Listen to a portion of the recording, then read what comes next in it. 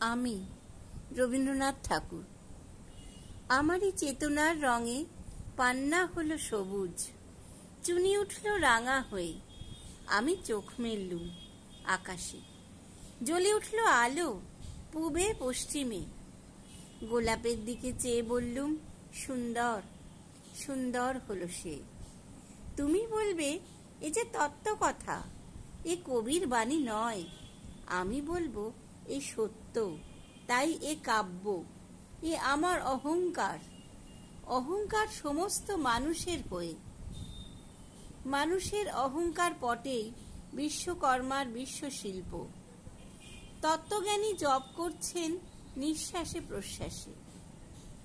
না না না, না পান্না, না চুনি, না আলো, না গোলাপ, না আমি, না তুমি। ওদিকে অসীম যিনি, তিনি স্বয়ং করেছেন সাধনা মানুষের সীমানায়। তাকেই বলে আমি। সেই আমির গহনে আলো আঁধারের ঘটল সঙ্গম। দেখা দিল রূপ, জেগে উঠল রস। না কখন ফুটে উঠে হলো হ্যাঁ মায়ার মন্ত্রে, রেখায় রঙে সুখে দুঃখে। একে বলো না তত্ত্ব, আমার মন হয়েছে পুলকিত। বিশ্ব আমির রচনার আসরে হাতে নিয়ে তুলি, পাত্রে নিয়ে রং। পণ্ডিত বলছেন, বুড়ো চন্দ্রটা নিষ্ঠুর, চতুর হাসি তার। মৃত্যুদূতের মতো গুঁড়ি মেরে আসছে সে পৃথিবীর পাঁজরের কাছে। একদিন দেবে চরম টান তার সাগরে পর্বতে, মর্ত লোকে মহাকালের নূতন খাতায় পাতা জুড়ে নামবে একটা শূন্য। গিলে ফেলবে দিন রাতে জমা খরচ। মানুষের কীর্তি হারাবে অমরতার ভান।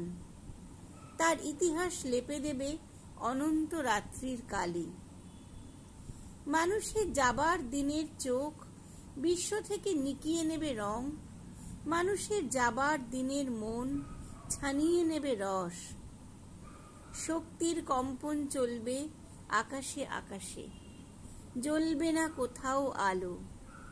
বিনাহীন সভায় যন্ত্রীর আঙুল নাচবে, বাজবে না সুর। সেদিন কবিত্বহীন বিধাতা একা রবেন বসে নীলিমাহীন আকাশে, ব্যক্তিত্বহারা অস্তিত্বের গণিত তত্ত্ব নিয়ে।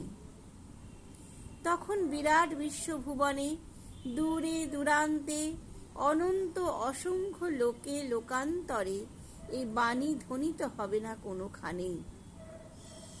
তুমি সুন্দর, আমি ভালোবাসি। বিধাতা কি আবার বসবেন সাধনা করতে যুগ যুগান্তর ধরে? প্রলয় সন্ধ্যায় জপ করবেন, কথা কও কথা কও। বলবেন, বলো তুমি সুন্দর। বলবেন, বলো আমি ভালোবাসি।